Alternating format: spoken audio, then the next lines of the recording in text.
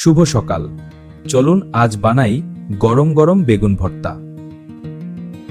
প্রথমে বেগুনে ভালো করে সরিষার তেল মেখে নিতে হবে। এবার চুলার আগুনে বেগুনটিকে ভালো করে পুড়িয়ে নিন। চারপাশে ঘুরিয়ে পুড়িয়ে নিতে হবে যেন ভেতরটা নরম হয়। পুরানো হয়ে গেলে কালো খোসাগুলো ভালো করে চাড়িয়ে নিন। এবার পেঁয়াজ, কাঁচামরিচ আর ধনেপাতা কুচি করে কেটে নিন। শুকনো মরিচ আর লবণ দিয়ে পেঁয়াজকে ভালো করে চটকে নিন। এবার বেগুনের সাথে সরিষার তেল দিয়ে সব একসাথে মাখন। দেখুন কত চমৎকার হয়েছে আমাদের বেগুন ভর্তা।